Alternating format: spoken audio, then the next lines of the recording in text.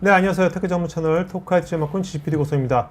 자, 오늘은 요즘 이제 멀티 클라우드, 또 온프리미스, 또 멀티 클라우드 이런 이제 IT 환경이 점점 인프라가 복잡해지고 있는데 여기서 여러 가지 보안의 홀들이 많이 생기고 있는데 특히 이제 시크릿을 우리가 어떻게 통합 관리하는지도 굉장히 중요한 이슈로 떠오르고 있거든요. 그래서 시크릿이 도대체 왜 나왔고 이것이 무엇이며 우리가 이것을 왜 우리가 잘 보호해야 되는지 이런 얘기들을 오늘 탈레스 코리아의 구병춘 이사님 모시고 얘기 나누도록 하겠습니다. 안녕하세요. 네, 안녕하세요. 탈레스 코리아 구병춘 이사입니다. 만나서 반갑습니다. 네. 이사님 오늘 뭐 자세하게 얘기하시겠지만 네. 그래도 아주 간단하게 쉽게 시크릿이 도대체 뭡니까 시크릿이? 네. 그 시크릿이 단순히 우리말로 하면 비밀. 그렇죠. 네네. 근데 비밀이라고 하면 사실은 중요한 것들이 이제 비밀이잖아요. 네. 그래서 범위가 좀 넓어요, 이게. 단순히 우리가 기존에 암호키, 그러면 암호화에 사용되는 키니까 굉장히 딱 단순하잖아요. 그리고 인증서. 그럼 인증서도 뭐 퍼블릭 키와 비밀 키가 있어서 네네. 하나의 인증서가 되는 거. 이렇게는 쉽게 이해할 수가 있는데 그 이외에 이것들 다 포함을 하면서 또 비밀스럽게 관리가 돼야 되는 것들, 그런 것들을 통틀어서 시크릿이라고 부르고 있습니다. 지금 그렇다면 옛날은 뭐 인증서 뭐 있었는데 그런 비밀스러운 것을 우리가 관리해야 될 대상들이 네. 지금 점점 많아지니까 네, 다양한 것들이 많아지니까 이렇게 시크릿이라고- 나왔을 거 아니에요. 시크릿이라는 그렇죠. 개념이 나왔을 거 아니에요. 네. 그 어떤 환경이 이것을 그렇게 많아지게 만드는 겁니까? 실제로 사람이 IT 환경을 사용할 때는 내 계정 한두 개 정도 몇 개 관리하면 되는데. 그렇죠. 사람에 대한 것만. 그렇죠. 근데 사람이 접속을 하는 게 아니라 요즘 이제 마이크로 서비스화가 되면서 A라는 컨테이너가 B라는 컨테이너끼리 서로 통신을 하면서 IT 시스템이 전체적으로 구성이 되는데요. 그러면 머신들끼리 서로 통신하는 일이 굉장히 많거든요. 예전에는 뭐 웹아스, DB 이렇게 간단한 구조였다면 지금은 이제 와스끼리들 컨테이너가 돼서 그렇죠. 그 컨테이너들끼리 수많은 데이터를 주고받는데 API로 뭐. 네. 그럼 너는 누군지 인증을 해야 되잖아요. 그거에 대한 접근 권한이 있는지 이런 거 식별해야 되고 인증해야 되고 하는 부분들을 처리를 하기 위해서는 어떤 인증서가 필요하고 뭐 아이디 패스워드 같은 게 필요할 수도 있고요. 이런 것들 다 통틀어서 시크릿이라고 부르는 거고요. 그 이용도가 굉장히 자꾸 늘어나고 있는 거죠. 거기다 요새 이제 생성해 나면서 챗봇이 네. 똑똑한 챗봇이 많아지고 있잖아요. 그렇죠. 그러면 그게 더 많아지겠네요. 그렇죠.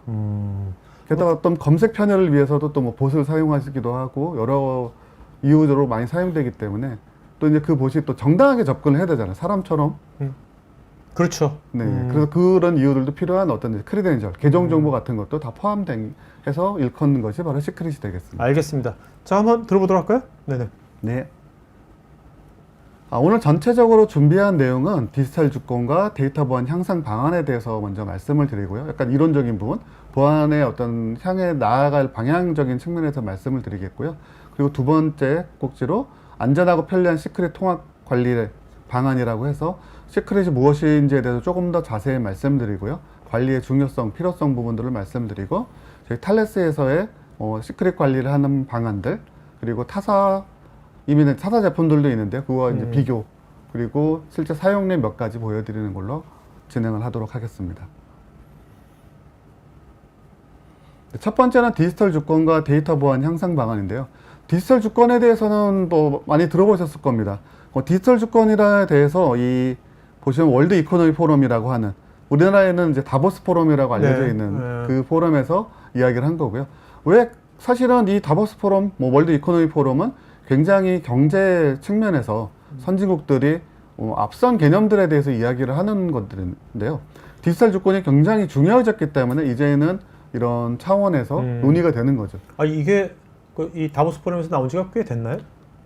네. 꽤 됐겠네요. 2020 연도는 정확히 못 봤는데요. 네, 최근 한 5년 정도 안에 나온 언급을 했던 거고요. 이 포럼에서. 왜냐하면 그 데이터가 새로운 새 시대의 퓨얼이라 연료라고 하는 라고 그거를 이미 선포를 했었고요. 이 포럼에서. 그러다 보니까 디지털 주권이 각각 나라의 주권처럼 굉장히 중요해진 거죠. 그래서 주권처럼 비슷하게 디지털 주권이라고 하면 디지털에 관련된 어떤 자산이라든지 뭐 IT 시스템들을 주체적으로 운영할 수 있는 부분들, 국가가 자신들의 권력은 아니죠. 권한을 가지고 국가들끼리 어떤 무역을 하고 외교를 하고 그다음에 국민들을 관리하고 하는 것처럼 디지털 자산에 대해서도 마찬가지로 내가 다른 회사의 디지털 자산 대 자산끼리 어떤 뭐 무역 비슷하게 외교 비슷하게 서로 어떤 통신을 할 수 있잖아요. 데이터를 주고받을 수가 있고 우리나라 같은 경우는 이제 마이데이터 같은 거는 이제 서로 금융사들끼리 데이터를 주고받아야 되는 거잖아요. 고객의 네네. 필요에 따라서. 근데 이런 환경 속에서도 각자의 주권을 가지고 있으면서 가지고 해야 된다라는 것이 중요하기 때문에 이 다보스 포럼, 이 이코노미 포럼에서 이 부분에 대해서 언급을 한 거죠. 근데 막상 디지털 주권이라고 하면 개념 많이 들어보고 개념적으로는 좀 알 맞아요. 것도 같은데 뭐지? 구체적으로 뭐지? 이런 네, 구체적으로 딱 얘기를 하려고 보면 좀 약간 말하기가 어렵고 사실은 디지털 주권이라고 하는 것은 단순히 데이터가 어디에 저장되어 있는지에 대한 것만 얘기하는 건 아니거든요. 그래서 과거에는 데이터 주권의 측면에 대해서는 많이 쉽게 인식할 수가 있는데요.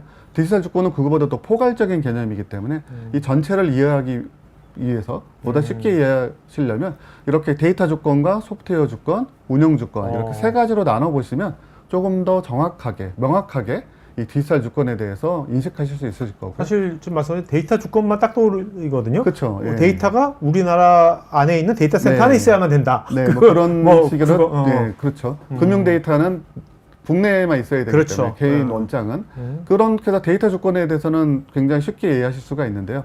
다른 측면들도 있기 때문에 그 부분에 대해서 간단히 말씀을 드리도록 하겠습니다.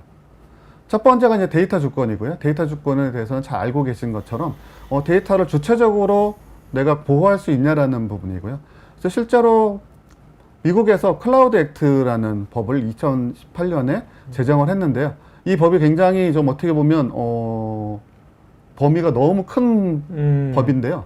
뭐냐면 클라우드 사업자에 대해서 어떤 조사를 할 때 그 클라우드 사업자가 사실은 전 세계적으로 영업을 하고 있기 때문에 뭐 예를 들면서 뭐 A사의 클라우드는 국내 회사들도 많이 이용을 하고 있잖아요. 우리 뭐 삼성전자를 많이 이용을 하고 있는데 그리고 국내 해외에도 진출돼 있고 이를테면 국내에 있는 A사 클라우드에 대해서 미국이 조사를 할 수 있다는 법이 바로 클라우드 액트예요. 아, 그러니까 미국 법원에서 허락만 해주면 네. 뭐 AWS, 애저면 네. 애저, 네. 거기가 좀 다국적 기업들이니까 그렇죠. 거기에 있는 어느 데이터 센터건 내가 요청을 네. 수색해 영장을 영장을 청구할 수 있어요. 미국 네네. 그 검찰은. 네네. 그리고 법원에서 허가를 내주면 그러면 그걸 보여줘야 그걸 그렇죠. 순수히 보여줘야 거기에 돼요. 보여줘야 돼요. 그러니까 이를테면 AWS 코리아라고 하더라도 미국 영장을 받으면 AWS 코리아도 데이터를 보여줘야 됩니다. 아, 네. 그러면 쉽게 보여주면 안 되죠. 그러니까 그 데이터를 미리 만약에 암호화를 해놨다고 한다든지 네. 하면 데이터를 볼 수가 없겠죠. 왜냐하면 그것까지는 청구할 수 없으니까 암호키는 아시. 네. 이를테면 국내 회사에서 암호키를 관리를 하고 있다고 하면 그거는 AWS에서 아무리 수색영장, 압수수색 영장이 나온다고 하더라도 그거는 국내 거기 때문에 그것까지는 할 수가 없는 거죠. 저 클라우드 액트란 네. 법이 그 네. 국내 기업까지는 안 되는 거니까 그쵸. 그 영향력이. 네. 그렇기 때문에 이런 식으로 외국의 개인 데이터에 대한 접근을 위해서 영장을 받을 때 위협을 지키기 위한 이런 측면의 데이터 주권 측면의 또 하나의 측면이 되고요. 뭐 저장 위치만 생각하실 것이 아니라 이런 보호 측면에서도 생각을 하셔야 된다는 것이 데이터 주권이고요. 그래서 그림에도 보시는 것처럼 합법적으로 접근을 요청을 하겠죠. 네. 하지만 승인을 받을 테고요. 법원과. 네네. 하지만 그렇다고 하더라도 그 데이터에 대해서 실제적인 보호를 할 수 있는 접근에 대해서 사실 비즈니스적으로는 접근을 막는 게 정상이잖아요. 그렇죠. 사실은 클라우드 액트는 미국 법이고 우리가 저 법을 꼭 지켜줘야 될 필요는 없으니까요. 뭐 국제 수사에 공조한다면 모를까. 그게 네네. 아니라면. 네네. 네. 두 번째 측면은 이제 운영의 측면이고요. 운영의 측면은 사실은 우리가 이제는 어떤 데이터를 가지고 주로 하는 게 운영이기 때문에 데이터 주권적인 측면이 약간 서브적인 개념이라고 보실 수도 있겠지만 또 한 가지는 이제 운영을 할 때 내가 얼마큼 주체적으로 할 수 있는지 그래서 데이터가 암호화된 방식과 그리고 암호키가 저장되고 하는 어떻게 관리되는지 그 다음에 어플리케이션에 대한 접근 통제를 어떻게 하는지 이런 부분들에 대한 부분이 운영 주권이라고 보시면 되고요. 그래서 예를 들자면 GDPR은 굉장히 좀 엄격한 규정을 가지고 있는데 EU 회사든 뭐 어쨌든 간에 어떤 글로벌 기업이 있어요. 근데 그 기업이 직원이 이를테면 예를 들어서 미국에 있는 직원이 HR 담당자예요. 그런데 프랑스에 있는 그러니까 유럽에 있는 EU 국가에 대해서도 그 관리를 자기가 업무적으로 해야 돼요. 그럼 그 데이터를 조회를 해야 되잖아요. 네. 그러면 유럽에 있는 데이터가 미국으로 가게 되는데 사실 보기만 하는 건데도 어쨌든 실제적으로 데이터는 유럽에 저장돼 있음에도 불구하고 그 데이터를 조회하는 것만으로도 해외에서 그거를 데이터의 수출로 보거든요. 네. 그래서 조회만 네, 하더라도? 조회만 하더라도 수출로 봐요. 네. GDPR에서는. 그래서 기술적인 보호 조치를 하지 않으면 법률 위반이 되거든요. 그래서 이런 부분들까지도 다 각각의 그 해당 나라의 어떤 법률들을 다 지키면서 운영을 문제없이 할 수 있는 환경을 만드는 것이 운영주권의 측면이 되고 있습니다. 그러니까 뭔가 그 우리가 운영하는 뭐 암호키건 애플리케이션이건 이런 것에 대한 어떤 접근 권한 관리 같은 것들을 네, 그 회사에 맞게 유연하게 할 수 있느냐 없느냐 네, 이제 그런 그렇죠. 거가 되게 중요하겠네요. 유연하면서도 합법적으로 그렇죠. 네, 안전하게 할 수 있는 그것이 바로 필요한 것이고요. 그 다음 마지막으로 이제 소프트웨어 주권이고요. 소프트웨어라고 하면 약간 좀 어색한 부분이 있지만 이제는 소프트웨어라는 거는 이제 서비스까지도 다 이제 어떻게 보면 소프트웨어인 거죠. 그래서 이런 환경을, 그러니까 어플리케이션이 운영되는 환경이 뭐 온프리미스든 클라우드든 간에 유연하게 적용할 수 있어야 된다라는 거죠. 그러니까 종속성 없이 온프리미스에서 쓰던 업무가 클라우드에서도 이루어져야 되고, 그 다음에 다른 클라우드로 옮겼을 때도 종속성 없이 네네. 쉽게 옮길 수 있는 어떤 이동성을 가지고 있어야 되는 것이 바로 소프트웨어 주권적인 측면입니다. 그래서 예를 들어서 보시면 미국 아마존이 미국에서 이제 보험 판매를 하고 했더니 굉장히 큰 보험사 중에 하나가 오크로드를 그전에 AWS에서 쓰고 있었는데 왜 니네가 갑자기 보험을 그거 경쟁자가 됐어? 그러니까 너희가 왜 나발에 들어왔어? 그렇죠. 그랬더니 바로 다른 클라우드로 이전을 결정해버려서 이전을 했다라는 거죠. 근데 어떤 종속적인 서비스를 쓰고 있었다면 이동을 못 할 텐데 그러지 않았기 때문에 이동하기로 쉽게 결정을 쉽진 않지만 네네. 큰 결정이지만 결정을 통해서 이전을 하게 된다라는 거죠. 그래서 이렇게 세 가지 측면으로 보신다고 하면 디지털 주권에 대한 이해가 보다 더 쉽고 서로 이렇게 대화하실 때도 그 개념에 대해서 좀 더 명확하게 이해하실 수가 있고요. 왜 이렇게 디지털 주권에 대해서 알아야 되냐면 디지털 주권이 계속적으로 중요시 되면서 법률이나 또 규제들이 변화되고 있습니다. 그래서 앞에 보시는 처음 두 개의 뭐 개인정보보호법이나 ISMSP 같은 부분들은 많은 분들이 아실 텐데요. 그렇죠. 세 번째 보시는 이제 요즘 줄여서 NCT라고 부르고 있는데요. 전 처음 듣는데. NCT? 네, 저도 최근에 올해 이제 처음 들어본 얘기인데 이 법이 생긴 지도 그렇게 오래되지 않았습니다. 그래서 처음에는 이제 특정 기업, 중요한 우리나라 기업들, 반도체 회사라든지 자동차 회사들의 어떤 지적재산권, 특허 기술들이 해외로 유출되지 않게 하는 그런 이제 산업기술 유출 방지에 대해만을 했었는데 이 부분은 이제 IT 측면에서도 디지털 자산에 대해서도 관리를 해야 된다라는 부분이 네. 이제 언급이 되고 있고요. 아무래도 뭐 반도체나 자동차 그 두 개만 합치더라도 네. 우리나라 GDP의 몇십 %잖아요. 그죠? 제가 알기로는 네. 30% 그러니까요. 되는 걸로 알고 있고요. 그러니까 그게 거기는 국가적인 어떤 뭐 그 회사의 자산이지만 그 비밀이 유출되면 네. 우리나라에서 국가적 경쟁이 큰일 엄청 나죠. 네. 타격을 받는 거니까 그러니까 국가 차원에서 관리를 해주는 거죠. 국가에서 법을 통해서. 당연히 민간 기업도 잘 관리를 하겠지만 네. 국가에서 더 하는 거네요. 그렇죠. 근데 저거는 궁금한 게 그 국가의 핵심 기술 저 법안이 뭔가 개인정보보호나 ISMS처럼 어떤 컴플라이언스 강제로 해야 되는 컴플라이언스가 있는 겁니까? 그러니까 보호를 하라는 부분들이 언급이 되어 있는데요. 네. 지금 이제 디지털 자산에 대해서 관리하는 부분에 대한 법률은 아직은 조금씩 더 강화가 될 것으로 네네. 알겠습니다. 예상 정도가 아니라 강화가 예정? 강화되고 있고 그런데 그 부분이 이제 개인정보보호법 같은 경우는 암호화가 의무잖아요. 무조건 뭐 주민등록번호는 어떤 4대 데이터는 암호화해라 라고 법률에 아예 명시가 되어 있는데 NCT는 아직 그렇게까지는 아니에요. 네. 근데 안전한 자산 관리를, 디지털 자산 관리를 하라라고 나와 있고요. 그 측면으로 앞으로 이제 자산 관리에 대한 강화가 필요한 부분이죠. 이런 식으로 디지털 주권의 개념들이 계속적으로 강화가 되면서 규제 조건들도 강화가 되고 있고요. 이러한 상황에서 이제 뭐 멀티 클라우드뿐만 아니라 뭐 온프레미스든 멀티 클라우드든 이제 이런 데서 데이터 보안을 잘하려면 어떻게 해야 되는지에 대해서 IDC가 계속적으로 자료를 내놓고 있습니다. 그래서 밑에 이런 보고서를 보시면 IDC의 2016년과 2017년 보고서를 보시면 암호화를 통해서 데이터를 보호하는 것이 가장 효과적인 방법이다라는 거고요. 데이터 보호하는 방식 중에. 그리고 당연히 암호화를 했으면 그거에 따른 암호키 관리를 또 안전하게 하는 게 중요한 거죠. 왜냐하면 암호화라는 것 자체는 굉장히 안전하다라는 건 알고 있지만 암호키 관리까지 정확하게 안전하게 되어야만 정말 안전한 거고요. 그래서 ISMS-P에서도 그 암호키 관리, 안전한 암호키 관리에 대해서 그 규정이 나와 있는 부분이고요. 그래서 이런 부분들이 어떤 플랫폼을 통해서 관리되는 것이 좋겠다라는 것이 이미 IDC에서 제안한 부분입니다.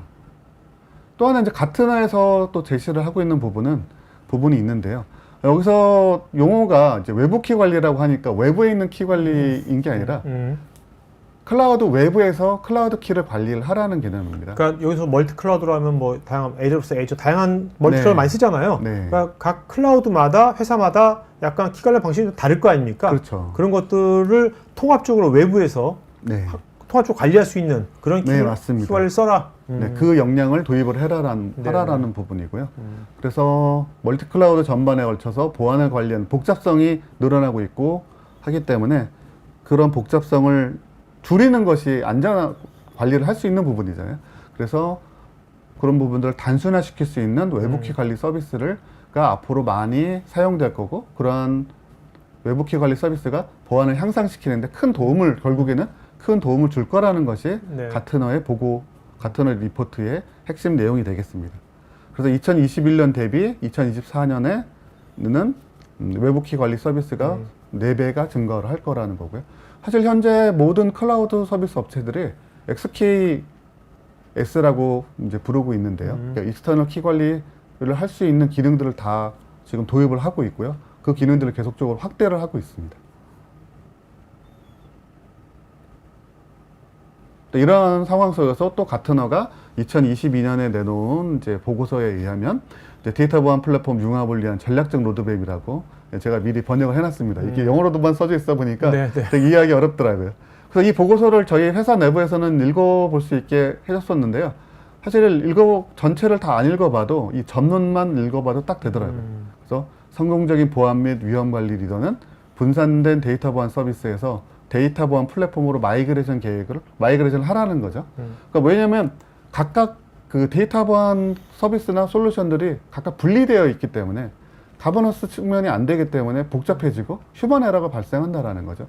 그래서 최근에 보면 데이터 유출 사고 측면도 그렇고 IT 장애들이 발생하는 거 보면 대부분 복잡하다 보니까 사람의 기술 수준이 아무리 높아져도 그 복잡성이 더 빨리 복잡해지니까 실수가 생기는 거죠. 그렇죠.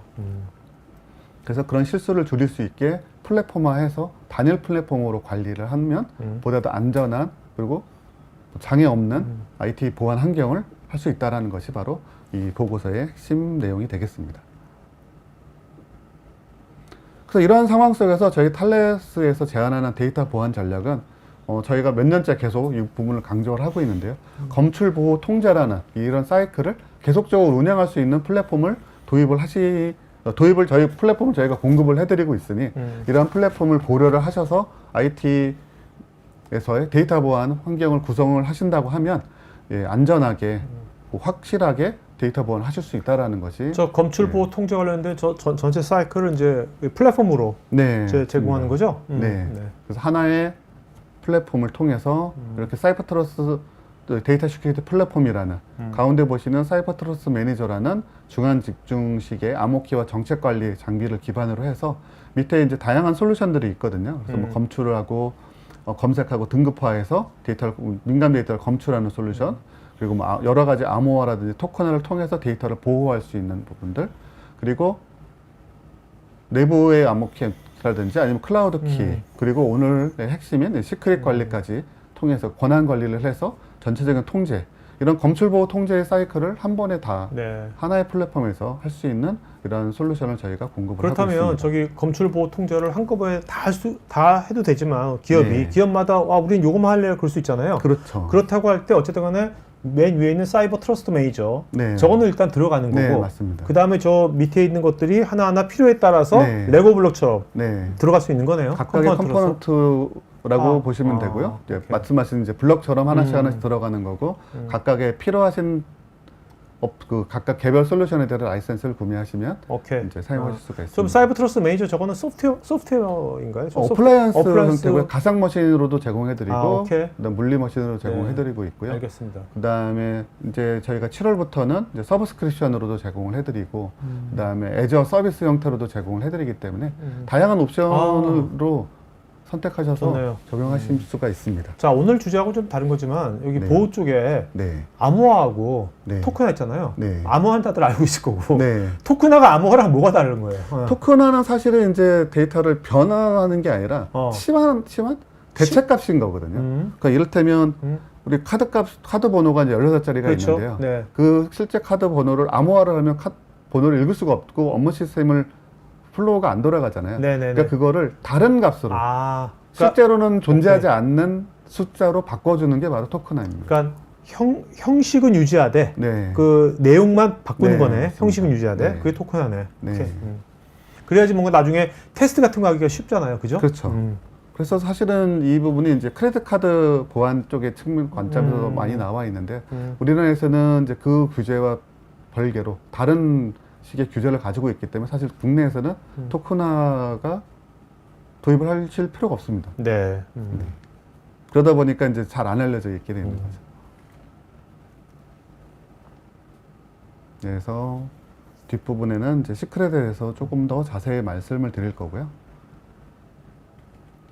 그래서 시크릿 통합 관리 방안에 대해서 말씀을 드리기 전에 다시 한번 시크릿이 무엇인지에 대해서 말씀을 드리도록 하겠습니다. 시크릿은 여기 보시는 것처럼 뭐 스태틱, 뭐 다이내믹, 뭐 SSH 키라고는 하지만 사실 인증서인 거고요. API 키는 키일 수도 있고 인증서도 될 수도 있고요.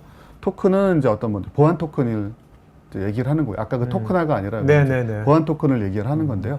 이런 부분들이 중요해진 게 사실은 여기 있는 것들 중에 대부분은 사람이 직접적으로 사용하는 건 아니죠. 사람이 그렇죠. 직접 사용하는 건 아이디 패스워드, 그리고 간혹 이제 SSH 인증서 정도, 그리고 뭐 금융거래 할 때 우리 뭐 공동 인증서 같은 거는 좀 필요할 수 있겠는데 어쨌든 종류가 사람이 직접 사용하는 건 종류가 그렇게 많지는 않습니다.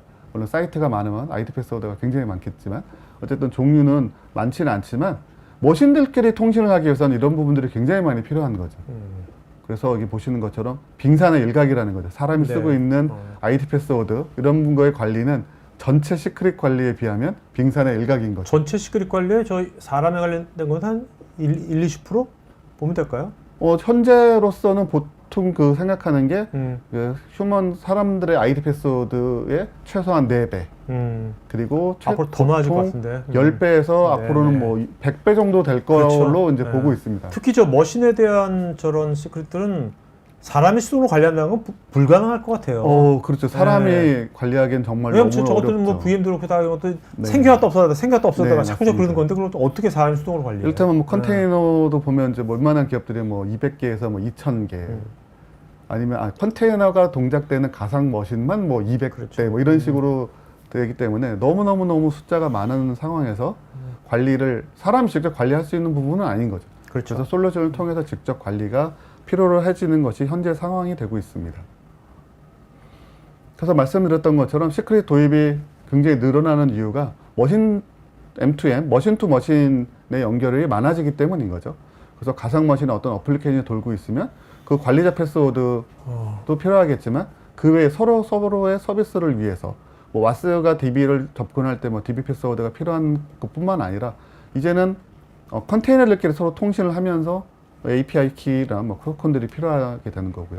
그러면 됨으로써 자동화된 어떤 프로세서가 동작할 때 그거에 대한 신원 식별도 하고 인증을 처리를 해야 되기 때문에 요즘 다 제로 트러스트 기반으로 하기 위해서는 이런 시크릿 관리가 별도로 이루어져야 되는 거죠. 아니 여기서 이게 그 요즘 같은 이제 클라우드 환경이라든지 뭐 데이터 경제 환경에서 이 중에서 하나만 해커한테 뚫리더라도 그냥 끝나는 거잖아요. 네, 맞습니다. 그렇잖아요. 요즘, 네.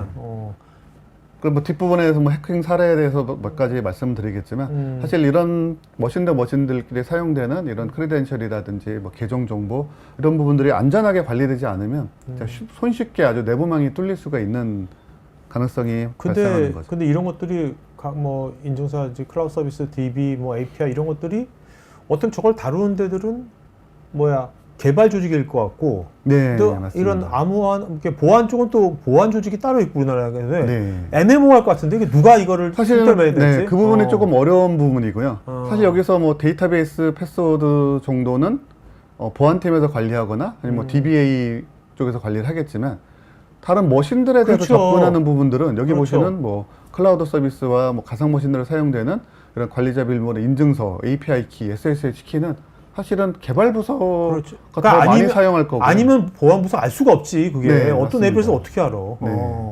왜냐면 어플리케이션은 직접 설정돼서 움직이기 때문에 보안팀에서는 다 식별하기 어렵죠. 사실 그래서 국내에서는 시크릿에 대한 이야기가 계속 보안 측면에서 나오고 있지만 시크릿 관리 솔루션의 도입이 활발하지 않은 걸로 보이는 게 아마도 좀 관리 주체가 누구인지에 대한 그리고 관리 주체가 명확하지 않다 보니까 얼마만큼 많은 시크릿이 사용되는지를 또 정확히 파악이 안 될 수도 있고요. 그러니까 제일 어떻게 현실적인 방안은 이제 개발 부서에서 네. 이런 것이 요새 시크릿 이것이 우리가 했으니까 이것이 만약에 뚫리면 큰 위험이니까 그걸 이제 위에 일단 현황 파악이라도 먼저 한 다음에 CIO나 네. 이런 사람한테 맞습니다. 해가지고 그래서 전사적인 뭔가 해야 될 것 같은데요, 이거를. 네, 맞습니다. 그래서 뭐 아까 보셨던 거랑 비슷한 내용이지만 머신 대 머신들끼리의 어떤 통신들이 굉장히 많아지기 때문에 시크릿의 사용량이 계속적으로 늘어나고 있고요. 그리고 그 늘어나는 속도가 뭐 리니어하게 늘어나는 게 아니라 기하급수적으로 늘어나기 때문에 한번 이제 마이크로 서비스 아키텍처를 도입하거나 컨테이너화 시키고 나면 이제 기하급수적으로 많아지는 거죠. 왜냐면 컨테이너 수라는 게 기하급수적으로 늘어나지 뭐 하나 두 개씩 이렇게 늘어나는 게 아니잖아요. 궁금한 게 지금 우리나라는 지금 이런 시크릿을 통합 관리하는 것이 아직은 뭐 많이 안 하고 있잖아요. 네. 그러면 지금 이 그림만 보더라도 네. 굉장히 다양한 시크릿들이 왔다 갔다 할 텐데 그런 그럼 예상이 되죠. 어떤 식으로 그걸 보안을 그거에 대한 시크릿의 보안을 지금 뭔가 대응을 한다랄까 하는 건 어떻게 하고 있어요 지금? 그래서 가장 이제 원시적인 방법인 게 이제 소스 코드나 설정 파일에 하드 코딩을 해놓는 거죠. 그래서 파일 안에 그 아이디 패스워드를 딱 넣어놓는 거. 근데 저게 더 위험할 수도 있지 어떻게? 이건 제일 위험한 방법이죠. 네, 그렇죠. 근데 아마도 이렇게 하드 코딩되는 사용하는 데는 아마 이제는 거의 없을 걸로 보고 있습니다. 왜냐면 이렇게 수많은 해킹 사고들이 이미 일어나고 있기 때문에 아직도 1세대 스타일로 하드 코딩을 하는 것은 정말 없을 걸로 보고 있고요. 최소한 중앙화된 저장소를 이용을 할 걸로 보고 있습니다. 왜냐면 뭐 H사는 저희 뭐 경쟁사라고 하시는 회사에서 이미 10년, 15년 전부터 오픈소스 솔루션을 공급을 했기 때문에 그런 솔루션들이 개별적으로 뭐 부서 단위, 팀 단위 정도로 이렇게 도입이 되는 걸로 파악이 되고 있어요. 그러니까 저거는 약간 사일로화 그렇죠. 되겠네. 사실은 이제 사일로가 되기 때문에 문제인 거죠. 중앙화되어 있다고는 하지만 각각 부서별로 운영을 하다 보니까 전체적으로 보안 가버넌스 안에는 못 들어가 있는 거죠. 그리고 어떤 개발부서는 어떤 개발팀은 저걸 안 하기도 할 거고. 그렇죠. 우리는 몇 개 없으니까 아직 그냥 하드 코딩 할래 계속 하는 데도 있고요. 어떤 곳은 몇 개 안 되니까 우리는 그냥 데이터베이스에 저장해 놓고 데이터베이스에서 조회해서 그냥 쓰겠다고 하는 팀도 있을 거고요. 그러면 지금 이 방송을 보고 있는 저 뭐 국내 기업 개발 조직이나 그런 데서 우리가 그러면 저것이 우리 현황은 어떤지를 알아보기서 금방 쉽게 파악을 해볼 수 있나요? 우리 현황이 지금 어떤지를? 사실은 현황 파악이 항상 어려운 게 암호화 할 때도 보면 그게 제일 어려웠거든요. 암호화 대상 데이터가 어디에 있는지 확인하는 것. 그걸로 보통 한 6개월에서 1년씩 걸리는 걸 봤고요.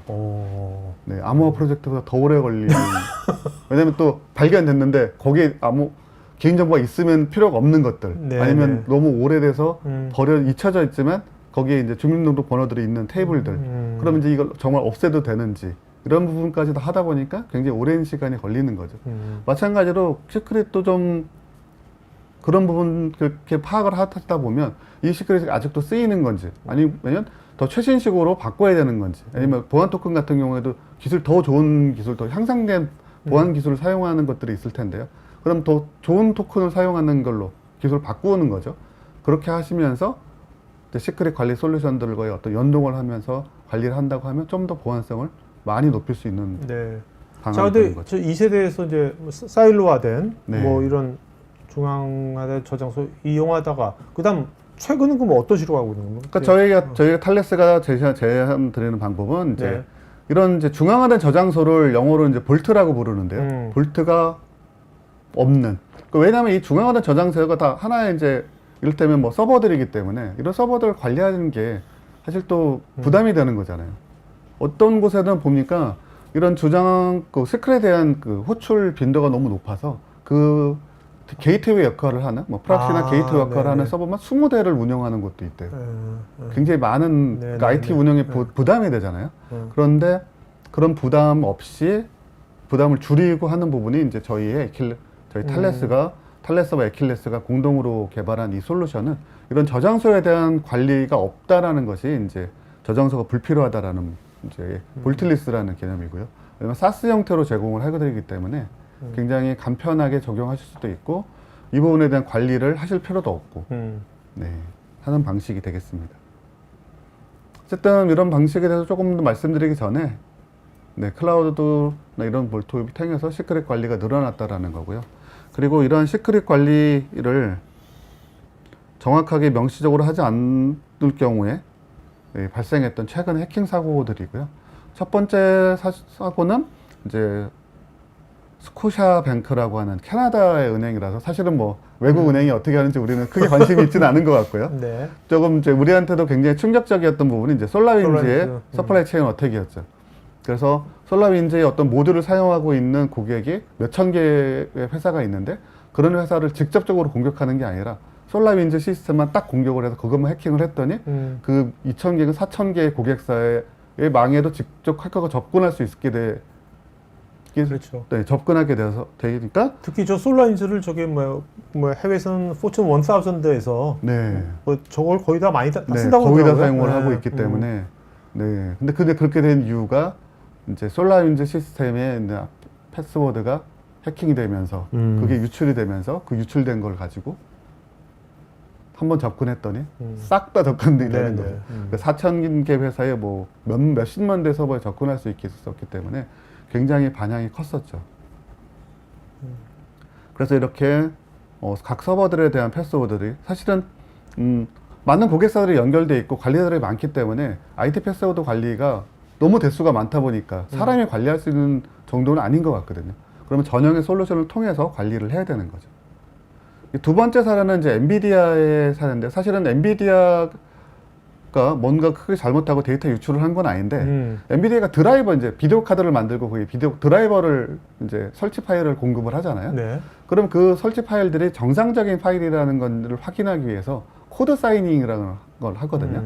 그리고 코드 사이닝을 할 때는 이제 인증서가 들어가는데요. 우리 금융거래할 때 인증서가 네네. 들어가는 것처럼 인증서를 들어가는데 그 인증서를 해킹을 한 거예요. 아. 인증서를 빼돌려 가지고 다시 자기 그 매레어를 저걸로 인증서인 코드 것처럼 사이닝을 하는 거예요. 그러면 그 매레어들이 엔비디아의 소프트웨어만큼의 안전한 걸로 취급을 받는 거죠. 네네. 그랬더니 굉장히 큰일이 난 거죠. 그래서 큰일 났겠네 진짜. 엔비디아에서는 빠른 시간 안에 저 인증서를 폐기를 해버려서 이제 수습이 되긴 했지만 이런 식으로 인증서 관리를 별도로 하지 않았기 때문에 발생한 문제였다라는 거죠.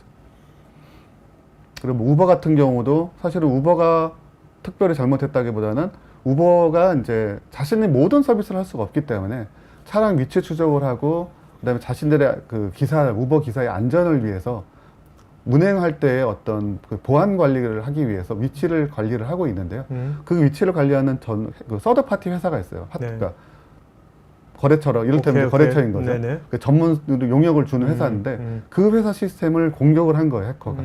그러다 보니까 그 회사가 우버의 메인 시스템에 연결되고 하는 그런 인증서들과 보안 토큰들 이런 부분들을 가지고 있었는데 그게 이제 유출이 되는 거죠. 네. 그래서 우버의 데이터가 유출이 됐는데 아시. 다행히 우버 고객이라든지 우버 드라이버의 개인정보가 유출되지는 않았어요.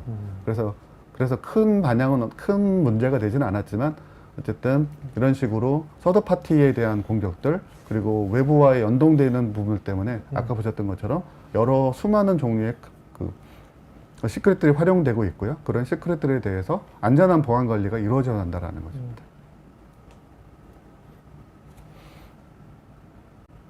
그래서 시크릿 관리 진화되는 부분들을 말씀을 드렸고요. 실제로 탈레스가 어떻게 하는지에 대해서 말씀을 드리도록 하겠습니다.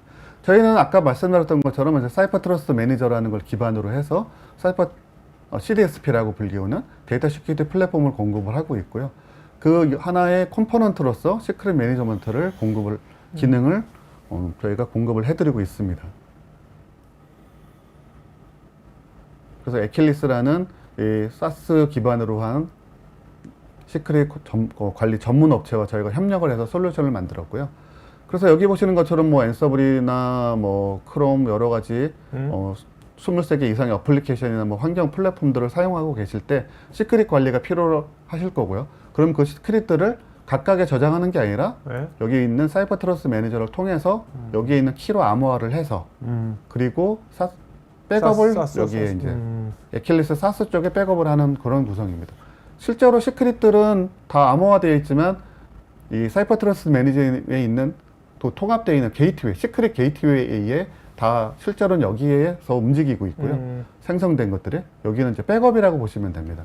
그러니까 지금 이제 원래 에킬리스라고 있습니다. 에킬리스라는 이런 이제 요 시크릿을 보관하는 네. 사스 서비스가 예전부터 있었던 거죠. 네, 맞습니다.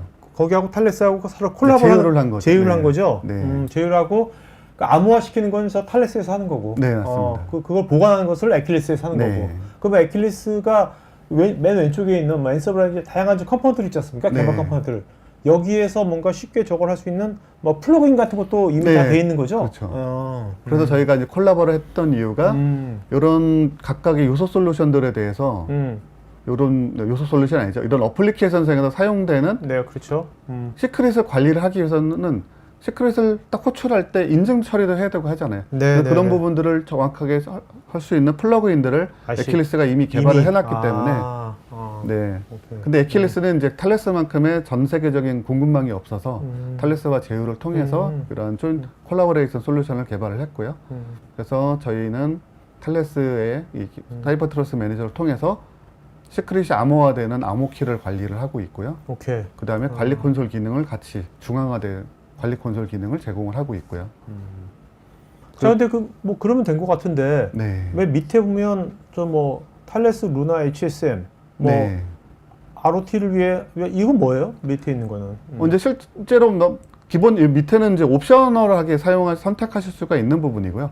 이제 암호화되는 키를 관리하는 마스터 키가 기본적으로는 여기 사이버 트러스트 매니저 안에 저장됩니다.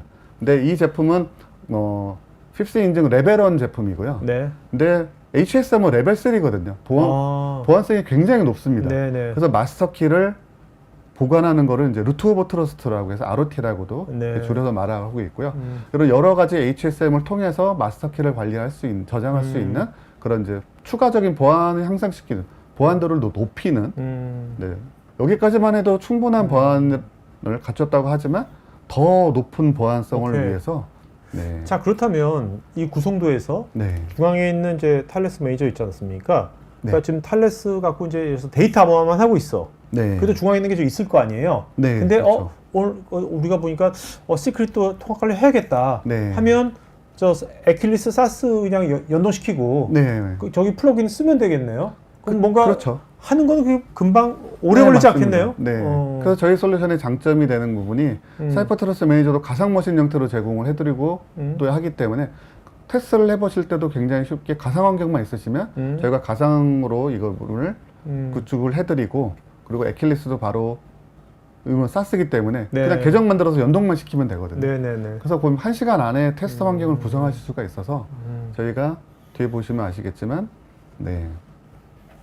저희가 굉장히 빠른게 그리고 손쉽게 네네. 데모 테스트를 해보실 수 있는 90일간 테스트 해보실 수 있는 환경을 제공을 해드리고 있으니까요. 마지막에 뒷부분에 보시면서 뭐 설문하시면서 네네. 한번 데모 요청을 해서 보시는 것도 굉장히 좋으실 것 같습니다. 그럼 저기 왼쪽에 그 24개에서의 다양한 저 컴포넌트들 있지 않습니까? 네. 저 컴포넌트 이미 있는 것들은 다 그 애킬리스 플러그인이 다 돼 있으니까 네. 쉽게 할 수 있는 건데 네. 만약에 플러그인이 안 돼 있는 컴포넌트 안 돼 을 있는 쓰고 있어. 컴포넌트도 있을 수 그럼 그거 있죠. 어떻게 해야 돼요? 그때. 그래서 그런 컴포넌트를 위해서 저희가 이제 스크립트 기반으로 하실 수 있는 것도 제공을 해드려서 그런 스크립트와 연동을 해서도 사용할 수가 있고요. 아마 대부분의 경우는 이미 플러그인이 만들어져 있기 때문에 그걸 활용하시면 되고요. 그렇지 않은 경우로 하면 저희가 약간 스크립트를 통해서도 시크릿을 관리할 수 있는 오케이. 그런 기능을 제공하고 있기 때문에 네. 저쪽 서비스를 받으신다면 네. 뭐 플러그인만큼은 아니어도 그걸 네네. 준하는 시크릿 관리할 수 있는 기능을 저희가 연동을 해드릴 수 해드릴 수 있습니다. 네네.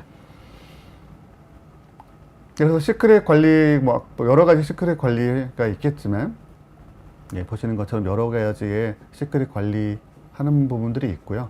그래서 뭐 시크릿 관리 사용료는 사실은 시크릿 종류만큼 있는 거죠. 근데 그 중에서 몇 가지만 저희가 보여드리도록 하겠습니다.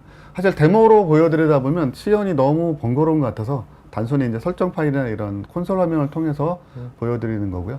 여기 보시는 것처럼 이제 쿠버네티스 환경에서 이제 앱 시크릿이라는 이 YAML 설정 파일을 통해서 어떤 이제 컨테이너 하나를 만드는 건데요.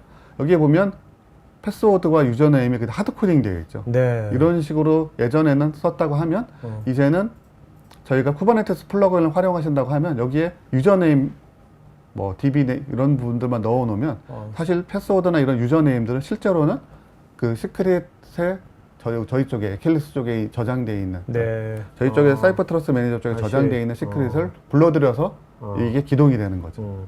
그러니까 저게 유저네임은 저걸 만든 사람이 뭔지 모르는 거지.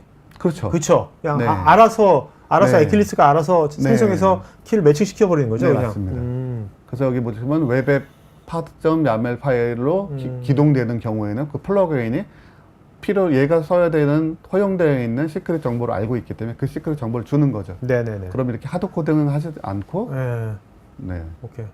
그리고 이 서버가 컨테이너 서버가 누군가 관리자가 악의적으로 보려고 하거나 해킹하려고 해도 볼 수가 없는 거죠. 왜냐면 이게 구동될 때만 그때만 딱 가져오는 거기 때문에 네네. 어디 저장되어 있는 게 기록되어 있는 게 아니라 그런 사용례가 하나가 있고요. 그리고 또 한 가지 이제 데이터베이스 접근을 할 때 사실은 DB가 매번 계정을 만들어 주는 것도 굉장히 어려울 건데요. 한번 DB 서버를 저희 쪽에 CSM에 연동을 시켜 놓으면 계정이 필요하실 때마다 지금 이제 커맨드로 보이지만 사실은 이게 등록을 해 놓으실 수가 있고요. GUI로도 컨트롤이 되고요. 그러면 다른 시스템을 통해서 저희 쪽 CSM에 뭐 REST API로 뭐 호출을 하면 이렇게 다이내믹하게 DB 계정이 하나 새로 생성이 되는 새로운 패스워드로 생성이 되면 그걸 통해서 뭐 데이터 조회를 하고 뭐 이런 뭐 카드사 같은 경우는 금융사 같은 경우는 어떤 이제 이벤트를 위해서 고객 데이터를 이제 CRM 분석을 해서 해야 될 경우도 있는데요. 그때 이제 보면 전문적인 이제 데이터 컨설턴트나 이런 전문가들이 데이터 분석 전문가들이 이제 임시 몇 달 정도 이렇게 작업을 하게 되거든요. 그럼 그럴 때마다 매일 아침에 아침에 할 때마다 오케이. 새로 매번 다이내믹하게 패스워드를 교체할 수도 있는 거죠. 이런 시스템을 통해서. 그러면 사용자는 패스워드를 알려고 할 필요도 없고 어디 저장해 놓지 않아도 되고 그냥 내가 승인되어 있는 환경에서 SOS 연동되면서 바로 DB에 접근할 수가 있고 다음 날이면 새로 또 패스워드가 바뀌어 있고 하기 때문에 안전하게 DB 계정을 지킬 수 있는 게 바로 이제 이런 식으로 또 관리를 할 수 있는 것이 시크릿 관리 하나 예고요. 마지막 예시인데요. 클라우드 관리를 위해서 테라폼이라는 솔루션을 이제 언어라고 네. 할 수 있죠. 이거를 많이 사용을 하시는데요. 그렇게 되면 그 설정 파일에 제이슨 설정 파일에 유저는 어드민이고 패스워드는 굿데이 골뱅이 123이라는 식으로 하드 코딩을 과거에 해놨다고 하면 이제는 그렇게 하드 코딩하지 않고요. 테라폼 플러그인으로 연동되는 저희 CSM을 사용하신다고 하면 값만 넣어주는 거죠. 여기에 유저와 패스워드라고 하면 부동될 때 CSM을 조회를 해서 실제 사용되는 계정과 패스워드를 가져와서 접근을 하기 때문에 테라폼 그 소스 코드를 아무리 읽어도 거기에서는 네네. 정보를 알 수가 없는 거죠. 아까 우리 그 솔라인지 있잖아요. 네. 솔라인지 같은 경우도 이런 하드 코딩 같은 거가 해킹된 건가요? 그건 정확히 네. 뭐 파악되진 않았지만 근데 아마도 이거 그렇다고 볼 수가 정말 있는데요. 이게 얘만 보더라도 하드 코딩은 굉장히 위험한 것 같아요. 진짜 요즘 네, 같은 세상에서는. 맞습니다. 그리고 다행히 뭐 하드 코딩은 지금은 거의 안 쓰시는 걸로 알고 있고요. 네. 네. 그래서 마지막으로 사실 저희가 후발주자긴 한데요. 이미 마연이 사용되고 있는 이제 H사의 이제 사실 뭐 해시코프 다 보시면 다 아실 것 같아서 해시코프라는 업체의 이제 볼트라는 솔루션과의 이제 저희의 이제 비교표를 이렇게 만들어-봤고요. 어쨌든 해시코프라는 업체는 이미 더 인프라스트럭처 클라우드라는 이런 모토로 IAC로. 15년 전, 20년 전부터 오픈소스로 다양한 솔루션을 개발했고요. 뭐 노마드라든지 뭐 테라폼도 있고 볼트라는 솔루션도 있고 여러 가지 솔루션을 이제 뭐 오픈소스 기반 아니면 엔터프라이즈 라이센스로 많이 공급을 했습니다. 그래서 굉장히 좋은 솔루션들을 공급을 하고 있고요. 다만 조금 아쉬운 거는 최근에 이 테라폼 아까 보셨던 테라폼이 MLP2라는 오픈소스 라이센스에서 BSL 1.1이라는 이제 상용 라이센스로 변경이 됐습니다. 그래서 지금 그것 때문에 작년에 많은 논란이 있었고요. 그리고 또 올해는 또 IBM에 인수됐기 때문에 또 많은 변화가 있을 걸로 보이는 게 이제 볼트 제품의 상황이고요.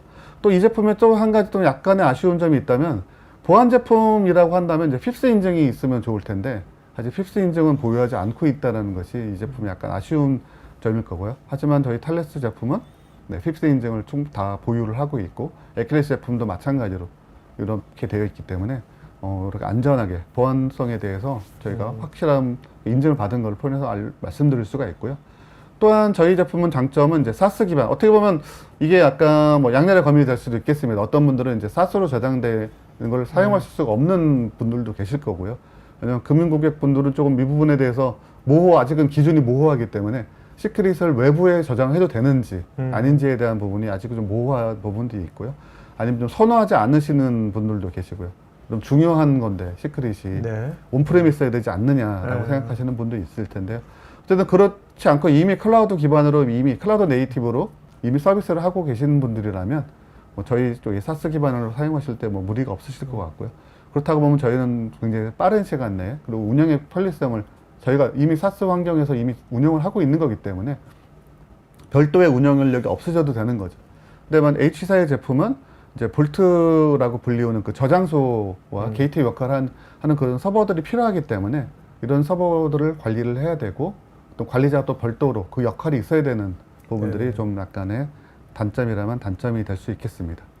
그리고 뭐 탈레스의 장점이라고 하면 이제 탈레스가 글로벌 진출을 해 있기 때문에 단일화된 이 기술 지원 체계를 통해서 지원을 해드리게 되는 거고요. 물론 이제 해시코프 같은 경우에는 IBM에 이제 인수가 됐기 때문에 그때는 더 좋아질 수 있는 부분이죠. 하지만 약간은 앞으로는 아직은 좀 혼선이 있을 수 있다라는 부분들이 있어서 이런 부분들을 좀 관찰하시면서 도입을 하셨으면 좋겠습니다. 네. 그럼 이제 가장 중요한 거가 이제 라이센싱을 어떻게 하느냐. 근데 저희는 기본적으로 아까 보셨던 이제 사이버 트러스트 매니저를 기본이 있기 때문에 그 사이버 트러스트 매니저를 구매를 하셔야 되고요. 물론 사이버 트러스트 매니저는 뭐 서브스크립션으로 구매하실 수도 있고 아니면 사스 형태로도 구매하실 수가 있어서 좀 다양한 옵션을 저희가 제공을 해드리고 있고요. 그리고 이제 클라이언트 수 단위로 하는데요. 여기서 클라이언트라는 거는 시크릿을 필요로 하는 서버 수나 뭐 컨테이너 수를 얘기하는 게 아닙니다. 그렇게 한다고 하면 굉장히 숫자가 엄청나게 많아질 텐데요. 물론 최근에 해시코프 볼트사도 저희랑 비슷한 라이센스 개념으로 라이센싱이 바뀌었고요. 이를테면 이제 API 키 하나가 있는데 그 키를 사용하는 컨테이너가 100개가 있어요. 그러면 클라이언트가 100개가 아니라 다 똑같은 API 키를 사용하는 거기 때문에 그거는 컨테이너가 100개라고 하더라도 클라이언트가 100개인 게 아니라 클라이언트는 1개입니다. 그러니까 관리가 필요한 시크릿 대상들, 유니크한 시크릿 대상들의 개수만큼 하는 거네요. 네, 맞습니다. 그렇기 때문에 사실은 클라이언트 숫자가 굉장히 그렇게까지 많지는 않을 걸로 보고 있고요. 저희가 이제 뭐 단위가 뭐 500개 단위, 뭐 1000개 단위 이런 식으로 이렇게 단계별로 이렇게 카운트를 하고 있기 때문에 과금을 하고 있기 때문에 사실 뭐 그렇게 뭐 비용에 대해서는 사실 뭐 제가 뭐라고 말씀드리기는 좀 어려운 것 같지만 어쨌든 유연하게 적용하실 수가 있으실 거고요. 왜냐하면 이런 유니크한 그 각각의 개수가 몇 개냐에 따라 과금이 되는 거기 때문에 컨테이너 수에 상관없이 이 관리 카운트가 되는 거라서 뭐 어떻게 보면 유연하게 하셔서 숫자를 너무 많지 않게 관리하실 수도 있으실 걸로 보고 있습니다. 그러니까 처음에 아까 뭐 프리 트라이얼 해볼 수 있으니까 쌌으니까 처음에 뭐 이렇게 뭐 개발 부서, 보안 부서건 우리가 그 뭔가 관리해야 될 다양한 이제 시큐리티 대상들이 있겠지만 그 중에서 몇 가지만 한번 그렇죠. 해보면 되겠네요. 네. 일단 먼저 저희가 다 가상 머신으로 다 제공을 해드려서 사실은 데모 환경 구성하는 게 그렇게 어렵지 않거든요. 그래서 뭐 여기 보셨던 뭐 쿠버네티스 환경이라든지 뭐 데이터베이스 환경에 대해서 말씀하셨던 것처럼 몇 가지에 대해서 저희가 90일 네. 데모 라이센스를 드리니까요. 한번 그러니까 뭔가 테스트를 해보시면 미션 크리티컬하지 않은 부분, 미션 네. 크리티컬한 부분에 대해서 한번 해보는 게 그렇죠. 사실 한번 보는 게 그렇죠. 백문이 불여일견이라고 한번 보시는 게 아마 이 솔루션에 대한 이해도 잘 되실 거고요. 그리고 우리 사내 시크릿이 어떻게 분포되어 있는지도 아마 이 제품을 보시면 아 이런 게 시크릿이니까 어디 있겠네 라고 위치도 아마 짐작하시기 좀 좋으실 거고요. 얘가 시크릿을 어쨌든 파악을 해주는 건 아니죠. 네, 파악을 해주는 건 아닌데요. 저희가 사실은 아까 보여드렸던 검출보호 통제라고 했을 때 그 검출에서 저희가 검출 솔루션에 시크릿 검출 기능도 있거든요. 아, 네. 네. 그래서 그 기능을 뭐 데모로 한번 사용하시면서 시크릿을 위치를 파악해 보시는 것도 한 가지 방법이 될 수 있을 것 알겠습니다. 같습니다. 네. 자, 이제 그러면 그래서 준비된 자료로 네네. 말씀을 드렸고요. 네. 제가 좀 다른 엔지니어 분께서 네. 그 답변을 계속 남겨주고 계시는데요. 네네. 자, 이제 설문하고 있으니까 여러분 설문에 특히 이제 요거 프리 트라이얼 같은 거 해보시고 싶은 분들은 설문해 보고 좀 요청하시면 좋을 것 같고요. 자, 이제 Q&A 시간 갖도록 하겠습니다. 이효승님, 시크릿 요청자에 따른 변동 시크릿도 확인할 수 있는 대시보드 등이 제공되는지 궁금하고, AD, AWS, IAM, LDAP 및 옥타 등 다양한 플랫폼 간의 자격 증명을 통합 연동해 통합 인증 작업도 가능한지요? 네, 저희 다른 엔지니어 분께서 이미 답변을 남기셨고요. 네네. 그래서 네, 대시보드를 지원을 하고 있고요. 네네. 그래서 손쉽게 GUI를 통해서도 확인하실 수도 있고요. 뭐 네. CLI 툴이나 스크립트도 확인하실 수가 있고 이런 다양한 인증 관리하는 부분들이랑도 연동이 되는 기능들을 가지고 있습니다.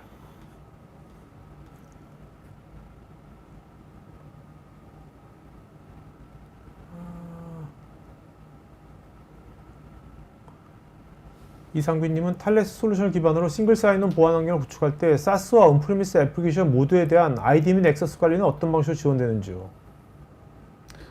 이 부분은 조금 오늘 주제랑은 조금 다른 것 같은데요. 저희가 또 다른 부서에서 싱글 사인온 관련 IAM 솔루션을 공급을 하고 있거든요. 네네. 그래서 그 솔루션에 대한 문의이신 것 같고요. 네. 한번 사실 이메일로 따로 저희한테 문의를 주시면 네.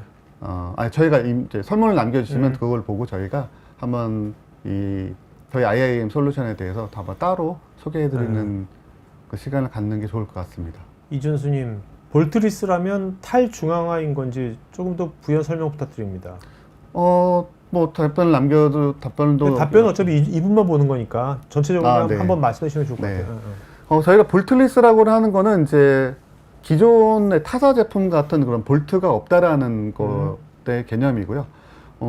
어쨌든 그렇지만 탈중앙화나 이런 건 아니고요. 저장소에 대한 관리 측면의 관리를 안 하셔도 된다라는 그러니까 거예요. 사스로 서비스 된다. 사스로 서비스. 그러니까 저희가 서비스 형태로 그 저장소를 서비스를 그냥 제공해드리고 있기 때문에 이용하시는 동안에는 안전하게 저장될 수 있게 저희가 서비스를 제공해드리는 겁니다. 네.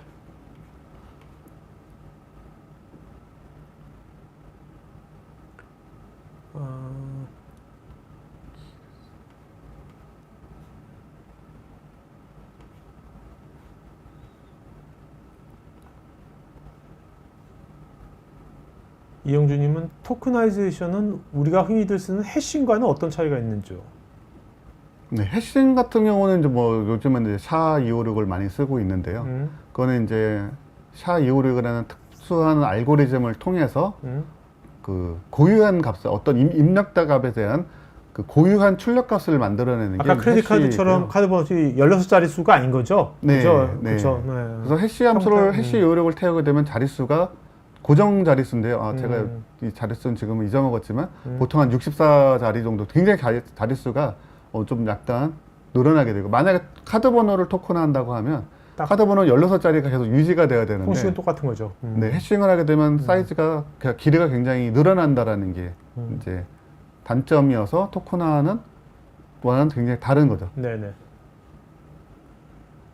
김광종님은 몇몇 분이 비슷한 질문을 하셨는데 시크릿은 시큐리티의 한 분야라고 생각하면 될까요? 그렇죠. 시크릿도 근데 일반적인 보안 부분하고 다른 부분이 되면 어떤 차이가 있을까요? 이를테면 그 전에는 암호화, 그러니까 시큐리티 하면 이제 제일 많이 나오는 게 이제 암호화였죠. 암호화는 뭐 AES라든지 뭐 우리가 알고 뭐 시드, 아리아 뭐 이런 알고리즘들을 사용하면서 특정 자릿수의 암호키가 있습니다. 네. 암호키만 관리를 하는 거였죠. 근데 시크릿은 종류가 아까 보셨다시피 여러 가지 종류죠. 그래서 뭐 아이디 패스워드도 있을 수 있고, 뭐 인증서도 있을 수 있고, 보안 토큰. 특히 뭐 보안 토큰 같은 경우는 길이는 뭐 굉장히 자유자재일 수 있죠. 보안 토큰을 만들어지는 그 생성되는 알고리즘에 따라서 길이도 여러 가지이고, 형태도 여러 가지이기 때문에 그런 부분들을 하나 통틀어서 관리하는 부분인 거고요.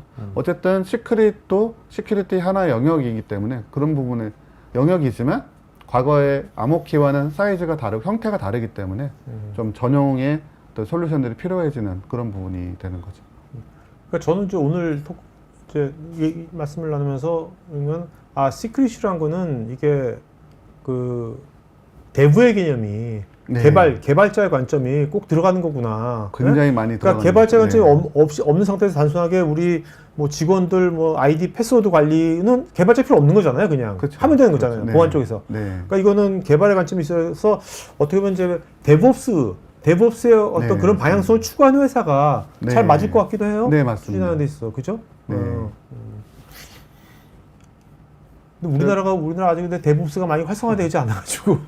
아마 제가 듣기로는 이제 온라인 서비스를 주로 하는 업체들은 데브옵스 개념이 굉장히 많이 되어 있는 네네. 걸로 알고 있고요. 네네. 뭐 온라인 쇼핑몰이라든지 뭐 게임사들 음? 그쪽 업체들은 당연히 빠른 서비스 대응을 필요로 하기 때문에 네네. 데브옵스 같은 환경이 아니고서는 아마 고객의 요구사항을 따라가기 어렵기 때문에 이미 네. 이제 데브옵스의 문화가 많이 정착이 되어 있을 것 또 같아요. 요즘은 데브옵스에다가 이제 중간에 시큐리티에 색을 넣어가지고 네. 데브세옵스라고 하잖아요. 네. 그러니까 데브세옵스의 어떤 방향성하고도 맞는 것 같네요. 오늘 그렇죠. 얘기가. 그죠? 네. 일단 다만 아쉬운 거는 국내에는 아직 이 모든 IT 회사들이 데브세옵스까지는 아직 그렇죠. 그런 분위기는 아닌 것 같고요. 그리고 이제 데브옵스가 한 조직에서 운영되는 게 아니라 네. 데브 따로 그 옵스 따로 보안 따로 이렇게 운영되고 있으니까 일반적으로 그죠? 일반적으로 우리나라 보면 이제 데브 따로, 옵스 따로, 네네. 데브옵스 팀이 따로 있죠. 그렇죠. 그래서 어떻게 보면 그렇게라도 중간에 매개를 하는 조직이 있다면 네. 그래도 각각 별도로 있는 조직보다는 조금 더 소통의 유연함도 있고 앞으로 어떤 솔루션을 도입을 해서 고객 서비스를 향상시키고 보안도 향상시킬 수 있는 그런 두 마리 토끼를 한 번에 잡을 수 있는 네네. 그런 조직이 될 수 있지 않을까 생각이 듭니다. 그러니까 우리나라의 그런 이제 앞으로 이제 데브옵스 방향성을 갖고 있는 회사들이 많아지면 많아질수록 네. 이런 오늘 말씀하신 이런 시크릿 통합 관리하는 네. 이런 시장도 함께 네, 커질 것 시장도 같고. 성장할 거고요. 그리고 보안성도 높아지고 네네. 고객분들도 안심하고 더 사용할 수가 있게 될 걸로 보입니다. 알겠습니다. 자, 오늘 방송에서 마치겠고요. 여러분들 남은 설문 맞이하시면 고맙겠습니다. 자, 마지막으로 한 말씀 맞춰볼까요? 네. 네, 뭐 여러 가지 길게 저희가 말씀을 드렸지만 어쨌든 뭐 디지털 주권에 대해서는 이제 조금 이제 개념이 조금 더 명확해졌을 걸로 보이고요. 그리고 시크릿 얘기는 많이 했지만 어떤 게 시크릿인지에 대해서 조금 더 이제 감을 더 많이 잡으셨을 것 같습니다. 네, 그러시다면 네, 설문을 하시면서 저희가 실제로 데모 환경을 구성해 드릴 수 있는 이런 이벤트도 진행을 하고 있으니까요. 그것도 많이 관심 가져주시면 좋겠습니다. 그래서 오늘 혹시 이제 회사에 뭐 보안팀이라든지 네. 뭐 운영팀에서 오늘 들어오신 분이라면 요거가 괜찮다 하시면 쪽에 이제 개발 쪽에다가 네. 요걸 소개해 주시면 좋을 것 같아요. 네, 그죠? 맞습니다. 같이 해가지고 하면은 좋을 것 같아요. 네. 자, 오늘 방송에서 마치겠고요. 여러분도 다음번에 또 다른 주제로 또 뵙겠습니다. 네, 남은 오후 잘 보내시고요. 고맙습니다. 네, 고맙습니다. 테크 전문 채널 토크아이티에서는 보안 위협 동향과 대응 관련 다양한 보안 전문가들과 소통할 수 있는 구해줘 시큐리티라는 공간이 있습니다. 구글에서 한글로 토크아이티 치시거나 우측 상단의 링크를 클릭하시면 됩니다. 여러분의 좋아요와 구독은 컨텐츠 제작에 큰 힘이 됩니다.